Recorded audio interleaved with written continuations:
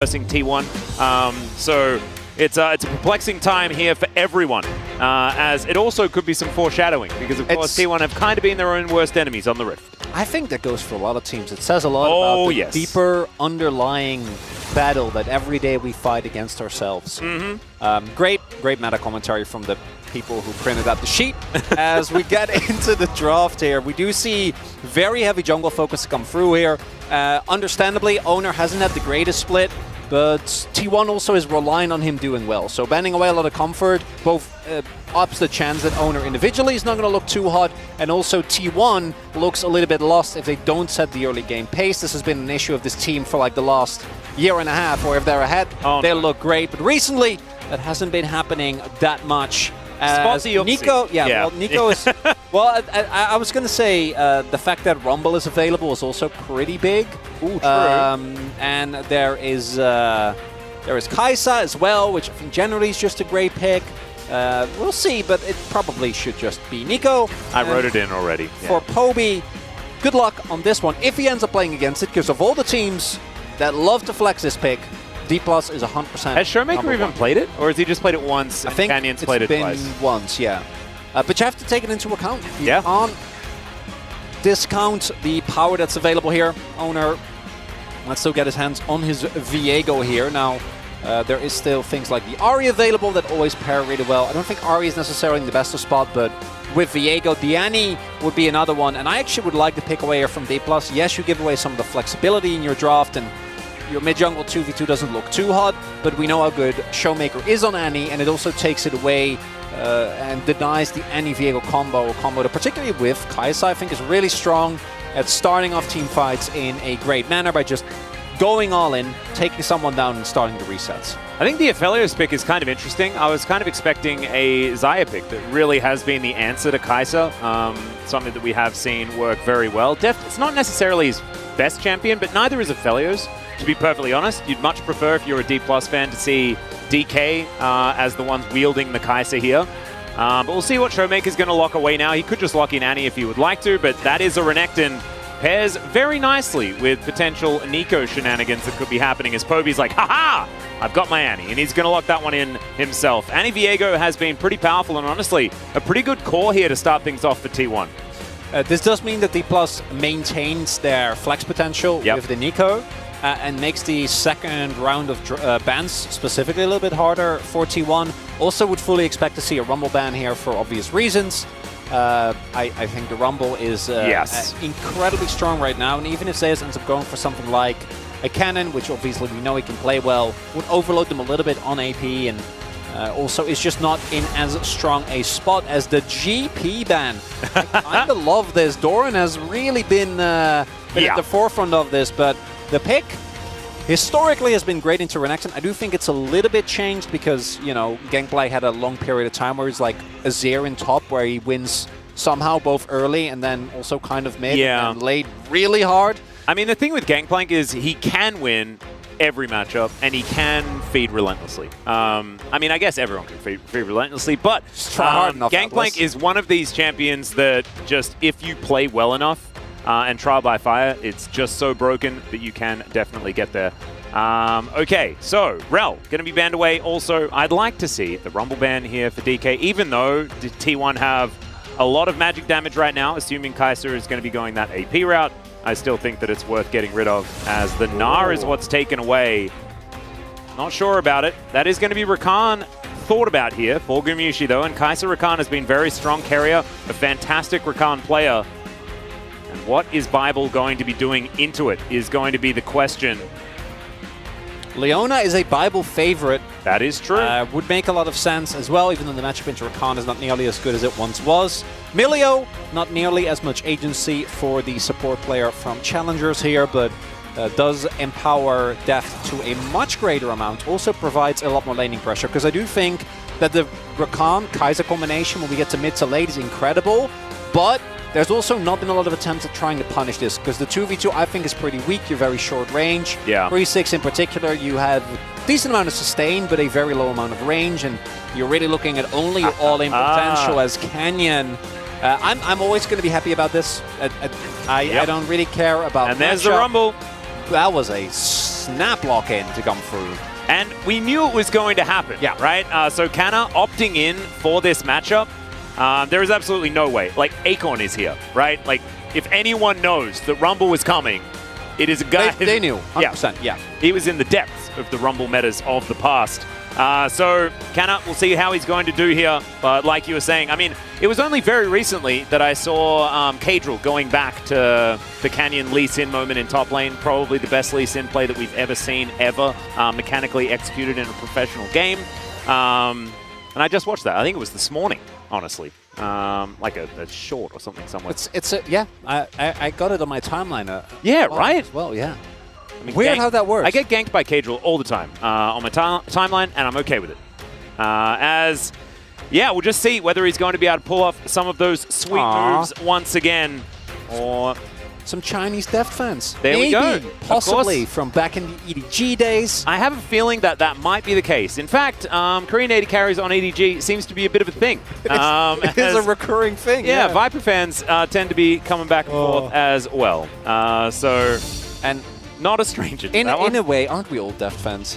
I mean, I definitely am. But yeah, well, I know you are. I'm not talking to you. I'm talking to our audience here, Atlas. As if you could look inside yourself and see whether perhaps you are just a Deft fan.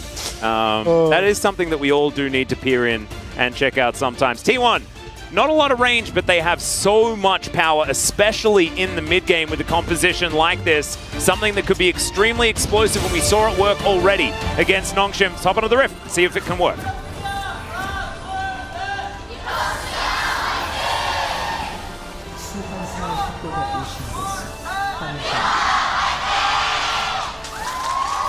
All right, so we are on the T1 side of LoL Park today, but I think that I'd still be correct in saying that the fans were a lot louder. I am struggling to hear, so if you've got something really important to say, Chronicler, if you could make sure that you speak up, that would be absolutely fantastic. And I'll make sure that I can still hear the game sounds effectively as well. Might need to fiddle with some volume or something like that. So far, no shenanigans or anything like that. We'll have to see whether there are any differences in runes and stuff that we might run into. Right now, it is just, airy on Showmaker, an understandable situation. Nothing much else worth commenting on the D+ side. Gumayusi has gone for the Halo Blades, a little bit more of that early damage. And what I want to highlight is the fact that Zeus has gone for Ignite. So he is again looking we've got a happy Huni. We've got a happy Huni on the desk. He says that basically you can play Rumble as long as you pick Ignite and kill people. That is what you're supposed to do. That is how it works. So outside of Huni, obviously, would be your #1 answer. Who's your favorite Rumble player? Oh my goodness. That's a tough question. I mean, there's been a lot of Rumble metas. The obvious answer is definitely Marin, right? Because Marin, I feel like that's the default. Yeah. As Deft is going to sidestep here. Bible's going to have to flash, though, as he's taking so much damage. It could be first blood, and there it is. The flash forward from Keria comes in, and Bible already getting a welcome here from the T1 bottom lane. And this is huge. Being able to get the level 1 against what normally can be a very punishing lane. Incredible start here for T1. And Deft and Bible really caught off guard there by the pressure to come through from that Xayah and Rakan. Keria opening up with the grand entrance, actually getting it done.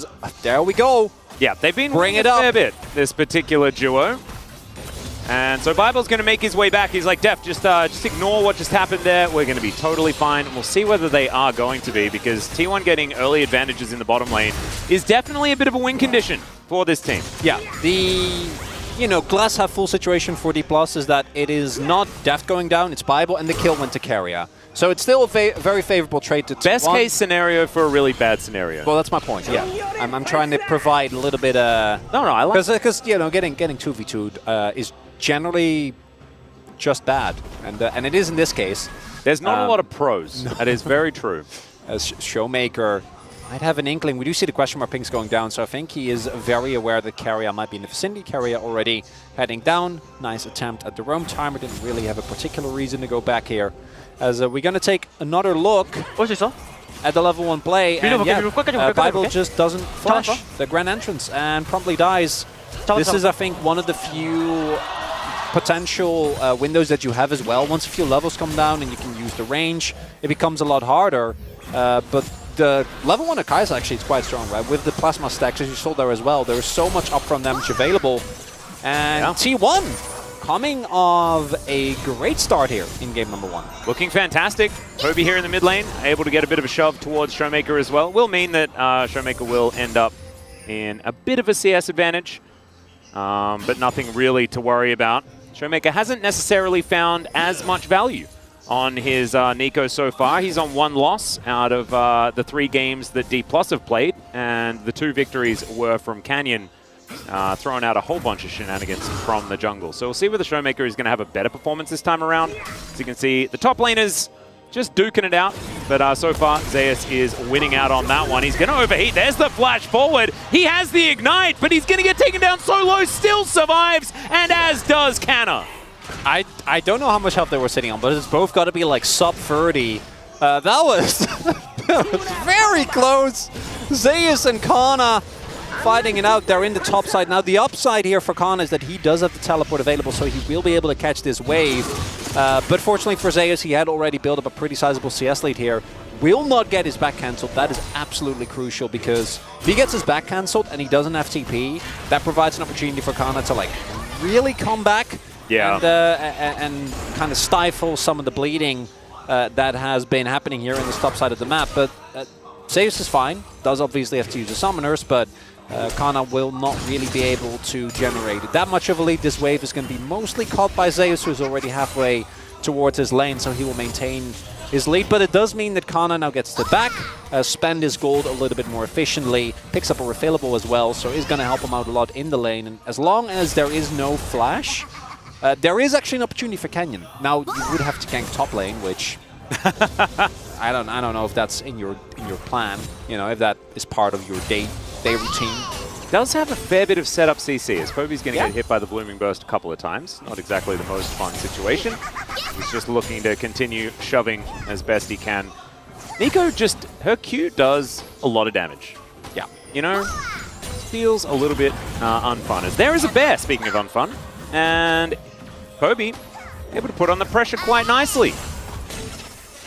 Only downside is it's not the first strike. That's my favorite. Yeah, first strike tip. Piggy bank bear. Instead, just going to provide a decent amount of laning pressure. Showmaker does, of course, not have his teleport available. Could be nice, as we do see Canyon with looking for some of those opportunities. Not actually on even level with Oner here. Will be able to pick it up now, but still a little bit behind us. In we go! That is a flash on top of Showmaker, and he's going to have to try and get out of there. Does manage to land the snare, as Canyon will turn up. And Oner not going to be able to find the Q. Man, this is very dangerous, and that was really cool from Poby. If Oner has his ultimate there, Showmaker is guaranteed that. And this early game going in a very different fashion. T1 had looked pretty all over the place, right? Unable as... Yeah, I think we just take the back and the information, because if Canyon actually does find you, you die. Well, he has flash, so he'll probably have to use it. But right now, T1's early game actually looking really, really good. Playing very aggressive, playing with a lot more confidence than we have seen of them. Even before Faker had to take a break, right? Let's not forget that even before that, they were struggling against a lot of the weaker teams. They were looking fairly uncoordinated, and we'll see if they can keep it up. I do think that once we get to the team fighting stage, the Nico, Aphelios, Milio shenanigans are going to be somewhat problematic, but T1 has so much upfront dive. We'll see if they're able to use it. Yeah, I think the biggest thing that D+ have is that there's not a lot of ways to deal with Pop Blossom, right? They don't have the Alistair, they don't have the Lee Sin kicks and things like this in order to make it work. But what T1 do have is a lot of fire and just a lot of upfront damage. So even if a big Pop Blossom does go down, I don't know whether it's necessarily going to be enough to stand up against Equalizer and Tibbers being so huge in these potential team fights. Yeah. Very much looking forward to how it's going to go, as Deft is going to get interrupted and Keria takes a whole bunch of damage. Well, particularly for a comp that really is looking to either burst on a single target or get resets, right? With Gumayusi being able to bolster any form of backline dive, and Oner just wanting to get an initial kill so he can start resetting on the Viego. The composition just has an incredible amount of upfront power. And we'll see to which extent T1 can pull it off, because I do think that a comp like this really relies on coordination. You need to be on the same page, you need to be ready to go in when either Keria sees an angle, when Poby goes for a play like that Flash Tibbers. Once we get to the actual fights, as Canyon does hit 6th, as does Bible here, crucially. Keria not quite the same, and Deft won't be joining this fight. He won't, but Gumayusi is making his way up, Killer Instinct in hand. And T1 will be able to secure the first Rift Herald. Canna moving back up as well as Canyon gets down a control ward. Try and see what's going on. And it looks like it will just be the Rift Herald secured and no real kerfuffle here. Just trying to give Deft some space, keep things farmed out as there is the Dominus. Equalizer comes down, good position there as Canyon tried to get some work done, but instead he's immediately punished. Bible will come up and try and help out. Canna with the Dominus, still trying to get the work done. And Oner gonna have to dash out of that one. Man, that was so close on both sides. D+ unable to make the gank work though. That was almost a disaster for D+. If Canyon actually ends up going down there, probably the same is going to be the case for Kana. Zeus can keep pushing. Oner might get a kill or two, and from that point on, finding successful skirmish is going to be infinitely harder. Fortunately, Bible, great timing there. With the flash, with the heal, with his ultimate, he's able to keep his jungler alive. They can extend the play and at least ensure that no one goes down as, ooh. This is a little bit sneaky from the Crocodile, as now Zeus, he does have flash available, but there's the stun. Q's going to land, and that is a very dead Rumble. Nice gank attempt, or nice gank from Canyon. And Canna playing some alcove gaming beautifully. Was an attempt, but a successful one. It was, yeah, that's true. He attempted it, and it worked. Exactly. I could have got to the end, though, first. Well, generally that's what we do, but that's okay. Deft. Right, yeah, Deft's going to try and go for this one. Does have a cozy campfire, and he's using it very, very nicely. Gravitum coming down here. Does manage to snare up Keria, but Gumayusi is going to make it out, but with no summoner spells left. Man, it is fire all over the Rift here today. Deft and a Bible bolstered by the campfire, trying to look for the 2v2 there. 2 summoners gone from Guma is going to be big. Guys, of course, there's a decent self-pull with the ultimate, but if you're using it defensively, it's already a really big win for D+. And the gold lead that T1 had has now been mostly equalized. They still have a Herald in the pocket, but looking at the turrets, it is looking like it's just going to be plates, right? There's no lane that is so far ahead that you can turn it into a guaranteed kill. And right now, D+ is looking to fight back. And again, I want to see how these actual 5v5 goes, because that's when we'll get a really good idea. Can T1 find the single target damage output? As really cute ring around the rosy play here from Kana. Zeus clearly thinking that the Renekton had actually backed. And then by the time he gets found, he already is overheated. And there isn't really a whole lot he can do. Doesn't really have the damage available. Had to use his equalizer earlier on, so can't even turn around the play. Yep. Not having to use Slice as well means that Zeus can't even flash to safety, and holding onto the Ravenous, the Ruthless Predator means that Canyon easily lands the Q. Everything just done like it needs to. And expertly played, no options there for Zeus, unfortunately. This plate is going to go down, and actually Zeus doesn't get any money. A little bit of a shame there for the T1 top laner. Very unfortunate. Would have loved to pick that one up himself.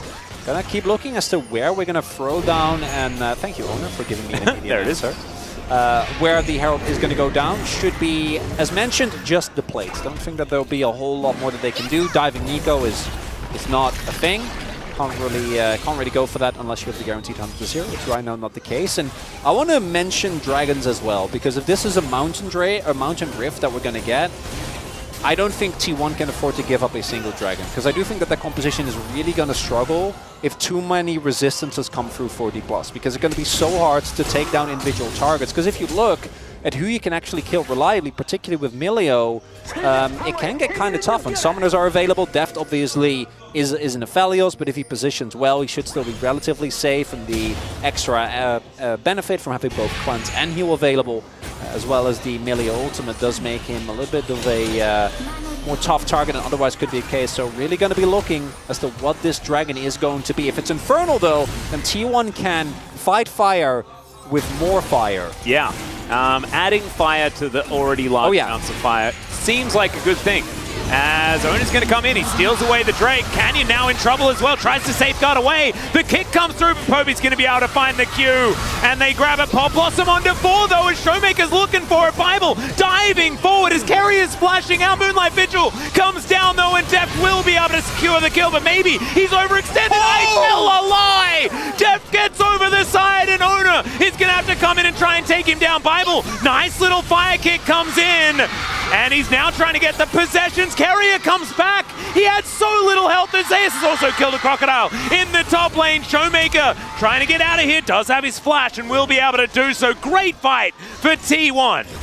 And it's the decisiveness that we're looking for. It starts with Canyon failing to secure the smite. And it is indeed Infernal Rift. So fire on fire on fire here on this first game. And normally, the Lee is one of the most reliable picks. I think it was went down to like 30, 50 health. As while all of that was happening, Kana thought that he could fight with Zeus, but this is Ignite Rumble. So yeah, so you can't. Yeah, it's not happening. And then Zeus straight up tanking. Oh man, right out of range of the Kuldameek as well. Here again, so he's 72 health, so Canyon just messes up the combo, and then he is standing right beside an Annie and a Viego, and this is where the troubles start. Even with Showmaker getting a really good combo here, Deft attempts to kill Keria but doesn't actually get him. Then the blue ult doesn't actually get enough damage down on Poby, and even though it doesn't have taken down Gumayusi, it extends the play, right? And that's where we see Oner with the flash actually gets the kill. And then the reset starts. Keria's like, hey, guess what? I'm back.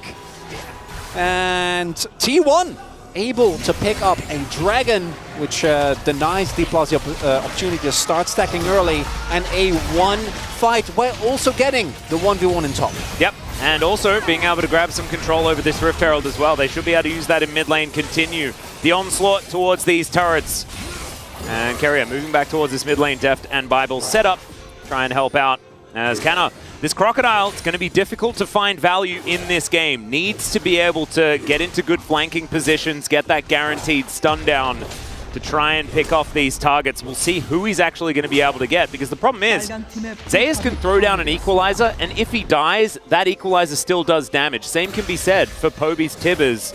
And so, with Gumayusi having cleanse, there's no really clean target to go for outside of Oner, who I think really does need to be looked at in some of these fights, because Viego, if he starts getting resets, it really is difficult, even if you do manage to take down one of the other priority targets. Yeah, and additionally, Zeus has also gone for Plated Steel Caps and Demonic. So he's going to do a lot of health to the front line, who he mostly will be hitting, but it's also really hard to take him down. The extra health, plus the tankiness that Steel Caps provide, means that actually getting this Rumble down before he does a whole lot of damage is quite hard as Kana. Yeah, gets out of the way. Nice sweeper there to spot Keria. And it was looking dicey, but thankfully Kana is pretty slicey. I had to do it. You know, if I didn't do it, I would have regretted it, you know? I know you would. Yeah, sometimes it just has to happen. It's when you know you're about to make a mistake, but you have to make the mistake anyway to be sure that it is in fact a mistake. Because if you don't make the mistake, then people don't know that I was about to make the mistake, and I need to make sure that they understand that I need to be held accountable for our mistakes that are still to be made. Yeah. I'm glad you committed that. Other people say, you know, think before you speak, but that is not part of my religion. Absolutely not. I speak first. I think you pride yourself on the line between what you think and what comes out of your mouth being... What line? Being so short. Maybe it's more of a... No, it's just not... Yeah, no, there isn't one of those. I don't know what you mean. I don't understand the concept. Keria sitting here in this mid lane. Potentially get some setup, but of course Bible is there and does make it difficult. Pretty good at peel is good old Melio. And I do want to highlight, when we look at the summoners that are currently available, Deft doesn't have Flash. Is not going to have it available here, at least for the beginning of this fight. And if T1 can start stacking these dragons, then every single engage that they do is going to be successful. Because the amount of upfront burst, like, no one on D+ will be able to take it. Even with Melio, even if they start stacking a little bit of health, there is no Sion, right? They can just take the beating, absorb the initial burst, and then still you'll be low. If Kai'Sa's there, you might be in trouble, but at the very least you can tank a little bit of it. So much is going to come down to can D+ actually enable Deft to play the video game and or find a big pop blossom, because outside of that, with some heroics from Canyon, I think they're in for a pretty tough fight here, but one they need to win. Absolutely. This tower barely surviving. T1 just need to breathe on it as this Drake going down extraordinarily quickly. Keria on a great flank angle as Canner a little bit late to this one. D+ will be able to look for a fight, but they're not going to be able to look for a dragon. That will be secured by T1. Just one Infernal is not end of the world, but it's the beginning of the end. And now D+ are looking to try and get a little bit of siege. Equalizer to come down, and that will get rid of the minion wave.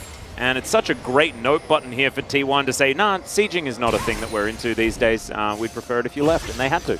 And there is also the fact that T1 is probably not going to fight for the foreseeable future, right? So you can just throw down the Equalizer. You just got the Dragon. There is no Herald on the map anymore. So all that D+ can do is then apply a little bit more pressure and maybe secure themselves some vision. But for T1, it's perfectly viable to now just hang back, catch waves, and wait until we get to our next fight. And D+, being late to objective, also showcases the fact that this composition doesn't actually have any hard engage.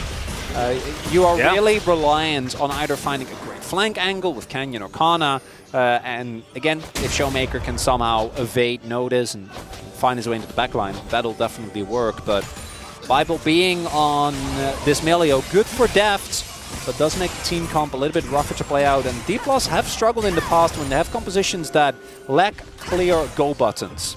Yeah, and I'm just a little bit... love that. Yeah. They don't have Equalizer. We're just going to walk at a Baron. T1 are going to spot exactly what's going on here, but DK, they're doing a lot of damage. Man, Oner right over the wall, does have the Heartbreaker available, flashes up as well. He dives in, but he's unable to secure. There's the kick flash as well, as Oner does get out of the pit, but the Baron is taken. It's a heist, and it's successful. Kind of was a 50-50, to be perfectly honest, so if you're a D+ fan, I can understand if you're anxious, but still, it does work out. It is a 50-50, but it's a weighted coin, right? As mentioned previously, you should be able to win it with the lead when executed well. And with all of your teammates there. That helps. Yeah, you can obviously time up, synchronize the burst. And again, I actually think that if the Equalizer is there, they don't go for that play. Like 100%. And it's crazy because in my folly, I was like, oh yeah, no, there's nothing going to happen. You can just throw it down in mid, and I don't think it was necessarily a mistake. Oftentimes you can, right? But credits to D+ for being like, okay, that happens. You are lacking just a little bit too much vision control. That's ours. And T1 finally knows how it feels to have a Baron snuck away from you 20.5 minutes in. 20-minute Barons against T1, not a thing that I can really remember, to be perfectly honest. And we have to go back to the stat that we spoke about earlier on. D+ hasn't been able to beat T1 since 2021 semifinals at Worlds. Yeah. It is actually crazy that it has been 2 years almost that they have actually been able to find that win. When, honestly, like, if you think back to 2020 and things like this, D+ had T1's number over and over again. They were like their kryptonite. Most of the finals were Dam1 versus T1, right? But ever since then, ever since they managed to overcome that hurdle, it felt like that hurdle is not even too much to worry about for T1. Of course, caveats are there. There is no Faker, and it will still be that Faker hasn't lost to D+ since 2021. Nice. So there you go. He keeps there you go, T1 fans. You can have that one. What's important here as well is we do see, as expected, that there is a decent amount of MR stacking going on for D+. Obviously, Mercs will always have a lot of value into the CC that T1 is available. Only Keria's knockup is good at dodging, and also Zeus has the knockup or the CC of death, which often can work pretty out. Good CC. But Guma did actually go for the full AD build, which I do really appreciate. I think that going for the more hybrid build in a situation like this would really make itemization easily. Now, on the flip side, T1 right now, yes, they lost Baron, they lost mid lane turret, but the gold lead hasn't really accelerated to a point where, like, okay, this is going to be unplayable henceforth for T1. And with the dragon spawning in about 35 seconds, D+, they have to get that one. If you have an Infernal Soul Point, yeah, that's too much T1, control. That's so much pressure that you will be able to exert just in general on the map, just by the threat of you getting that is, you know, not guaranteed game over, but it's pretty close. Yeah, that's getting there. Blast Cone going to be used here. D+ moving to the southern side of this Dragon Pit. And T1, they lost their inner turret in mid lane, which is actually great news for D+. Having that extra level of map control is good, but Keria still on the flank angle. He is spotted. And Showmaker now dressed as a Lee Sin, looking for an opportunity. Canna closing in as well. There's the snare. Onto the Rakan as the Drake has been pulled out of the pit by D+. I think they're looking for a turn though, as Canna's going to move on over. Clears out some vision. Wants to find a good stun into this backline if he can.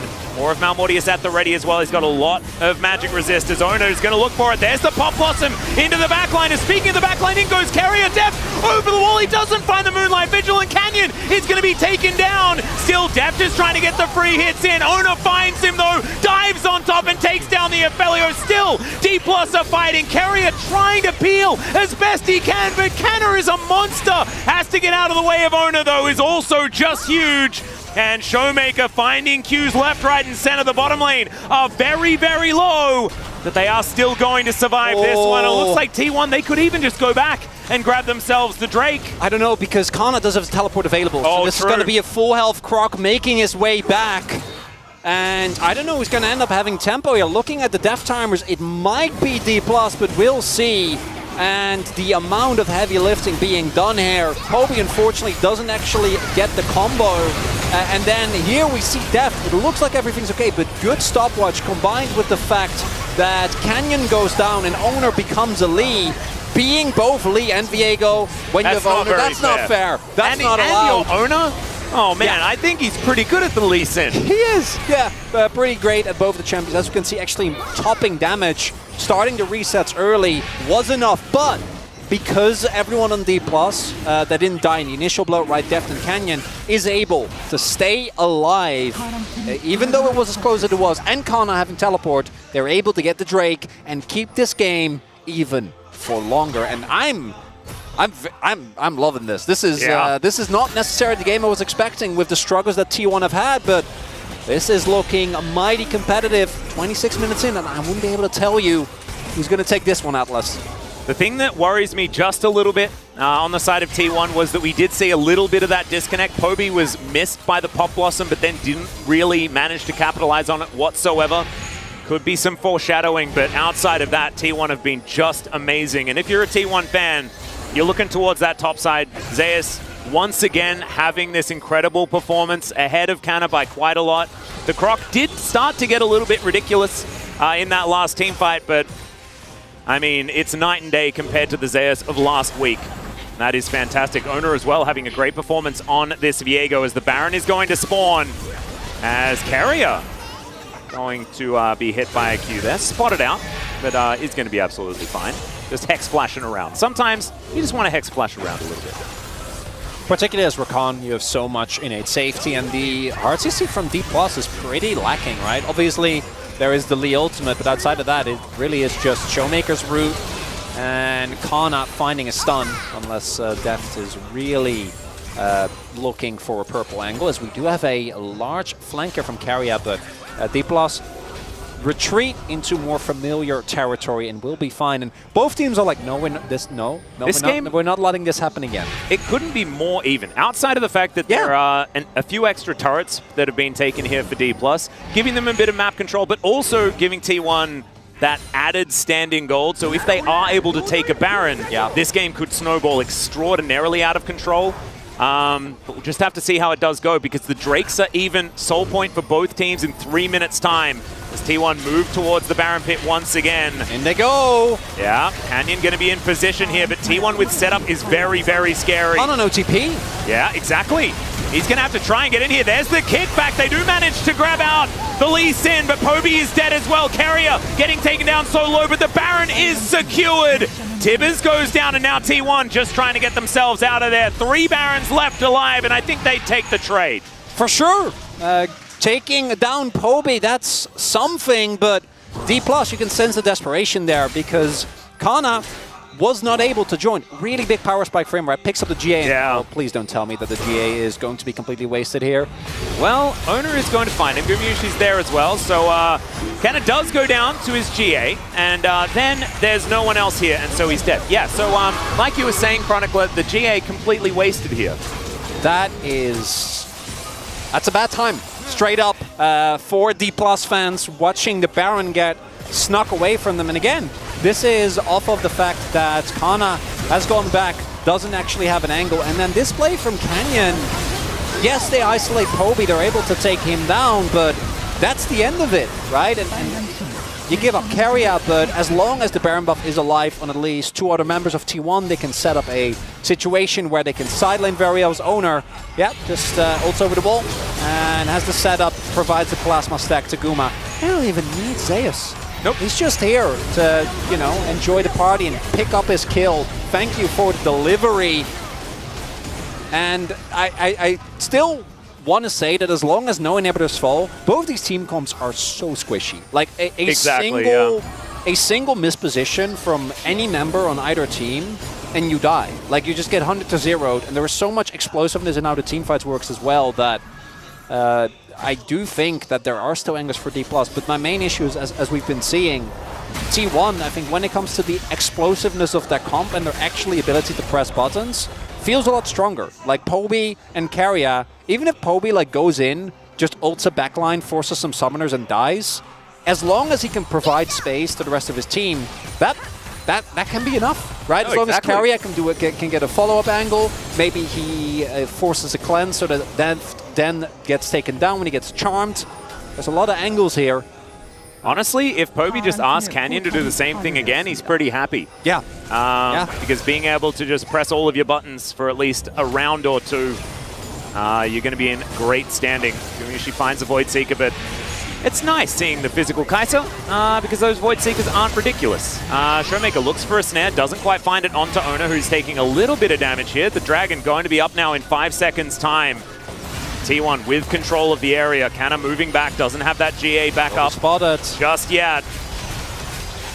And now D+ have to have an honest walk in as Canyon's gonna steal it away, gets himself out as well, and now the equalizer. They have to walk down the red carpet. Canyon in trouble, not enough ultimates there, gonna be able to keep him alive.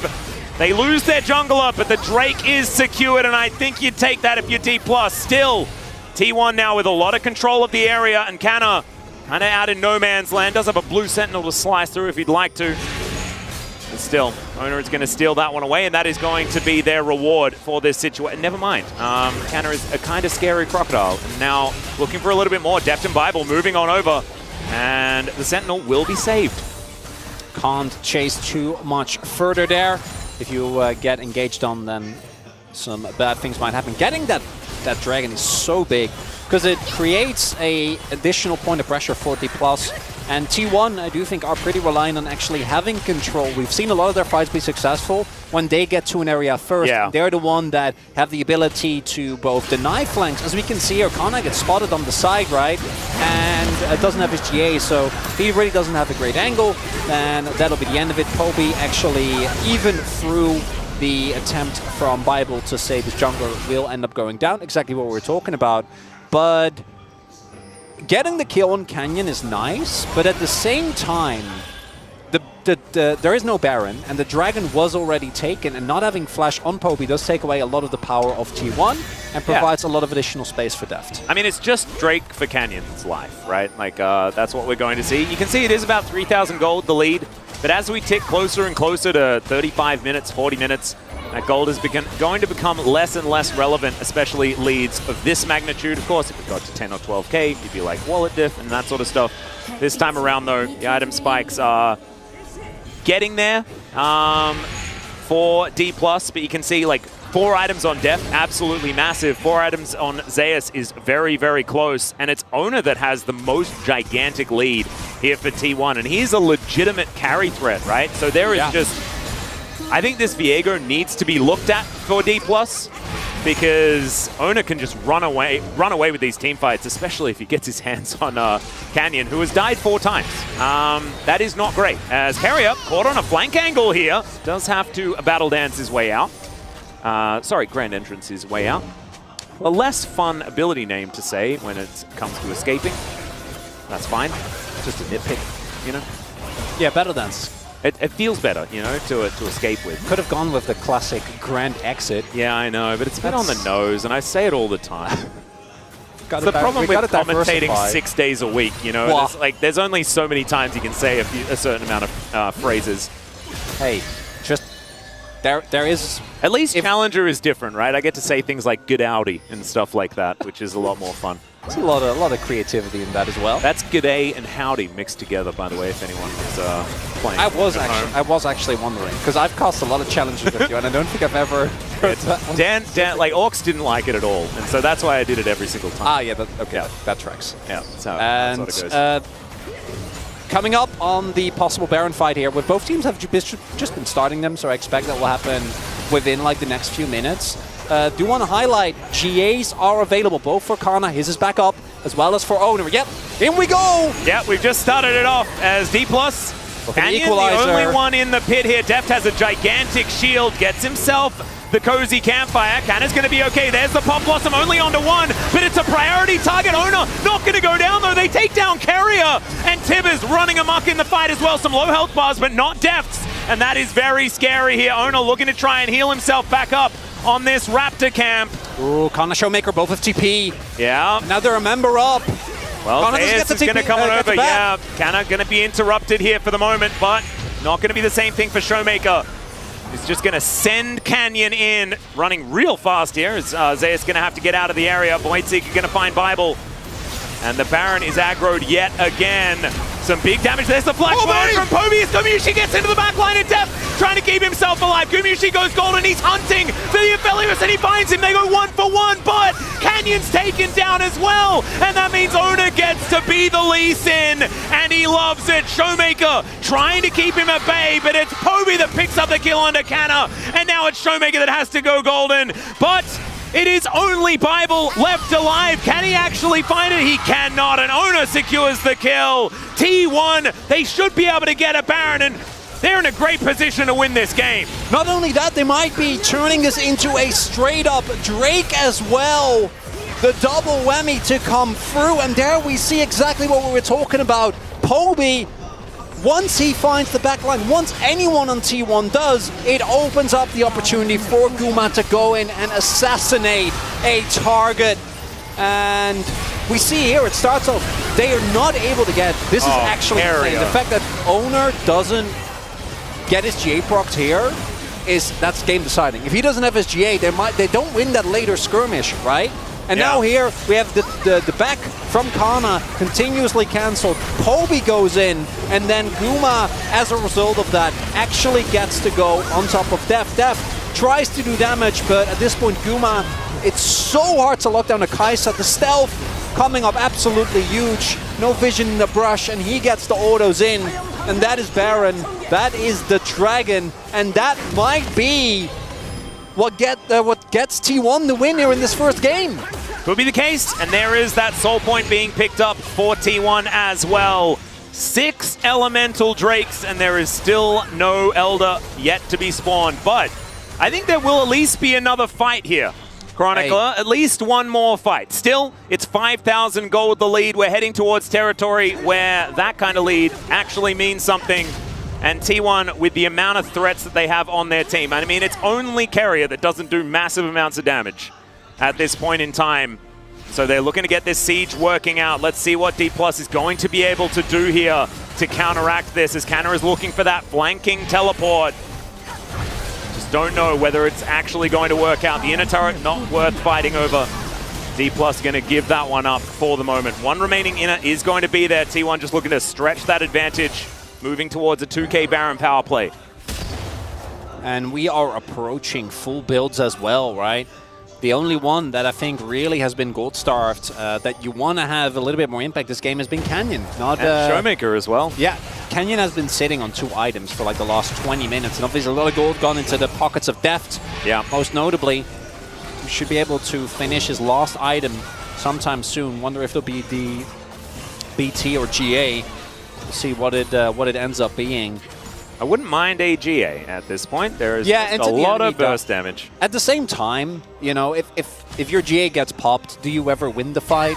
You can argue. I'm a GA. It depends. If they all have GA and you use Equalizer Tibbers, then once you come back up again, there's no Equalizer to worry about. I like it. There's sort of a theory there. Does rely on sort of everyone having a GA so that you can have your peel back as well. Well, so it's Emilio, no Sonya's, get to purchasing. See what he can do. And Keria also sitting on a stopwatch here, so can go really deep on these engages, and this should also be the turret going down here. T1, finally a team actually able to break away in terms of gold lead in this game. It's been so close for the entirety of it, and at this point, like we're talking 40 minutes in, 6K isn't even that big. No. This is still kind of anyone's game, but T1 in great position. They have the GA now completed onto Gumayusi, who has just foregone any sort of armor penetration, but the Bloodthirster is now done for Deft as well. Opted out of that GA option. Of course, if you do have red-white and you get the lifeline as well as having your BT, then, you know, he should be able to lifesteal through a fair bit, but if he's CC'd and killed, it can be really rough. Oh, we're potted up. Though, there's Cleanse, there's Mikhail's, and there's ult from Emilio, so hopefully Bible's going to be on point there. Deft can actually get some autos, and yeah, you're right. There's a lot of free money to be spent here for Gumayusi. Sitting on close to 50 CS above the clock here, 440 for both of these 80 carries. They are well and truly stocked up. So we look for this final fight. You got a Kempunk Chainsword on Oner as well. Barely has room to have wards. This is the most fed jungler we've seen in a very long time. He's a full item ahead of Canyon right now, who does now have his GA. Speaking of which, that is going to be reactivated on Canna in a few moments' time. And Void Stuff done for Showmaker, but still looking for a little bit more. 3 items, not exactly the carry Showmaker we have seen in the past. But still, he'll have that Pop Blossom, just may not do necessarily as much damage as some of the others. Want to highlight as well that right now there is 0 map control right here for D+. Look, it's Kana that has to try and regain some semblance of control, because if you don't have control, you don't get any setup, you're going to get run over. Like, Keria is going to somehow get backline access, and Deft is going to get blown up in a matter of seconds. So D+ desperately trying to get mid lane prior, try and turn that into some sort of vision control. And Poby? Yeah, Poby looking for that flank angle. He just explodes. Deft just dives on top of him, and now they're looking to push forward because they have the minion wave together as well. It's 40 seconds until there's Drake, and D+ could break the base. Oh no! For the young player, that is the one big mistake, and at 41 minutes, it can mean the game. Oh, what a tragedy. Oh wait, there's an Inip! Okay, Inip goes down to the final minion just before it gets taken down. Calculated. But crucially here, there is 20 seconds. I think that Drake is gone. But the fight you can still win. Poby does have his teleport available, but this is going to be an Infernal Soul for D+. And if you thought Deft did a lot of damage before, it's about to get a whole lot worse. Is T1 going to try and hard force here? Keria, he's found! He is. There's the Ruthless Predator. He has to get himself out of there. The Dragon has now been started. Deft basically 3 shots it. But T1 still looking to try and fight. It could be a 50-50 here. His owner's going to have to get out of the area. He's going to be kicked back. That is the guaranteed soul. And D+ with now a 3 Drake Infernal Soul. Equalizer doing a fair bit of work though, with Bible flashing on over Pop Blossom. It's massive! The Melio goes down, but so does the Rumble. Keria, he needs to go golden. Poby has teleported in, like you say, he makes it to the fight. Showmaker going to be taken down, and now Canyon and Deft and a big old Crocodile trying to fight this one out as Oner is flashing, dashing, trying to get himself out. But it's a triple kill for the Crocodile, and oh my god, what is that damage, Deft? That is absurd! Okay, Infernal 200 years is just ridiculous. The ace does come through. D+ in 43 minutes will be able to take down T1, but man, they had to work for it. And my heart goes out to Poby. He'd be kicking himself for that mid lane play. This Infernal Soul, it's a time travel device to see what release of Phalios looked like as Death goodness. gets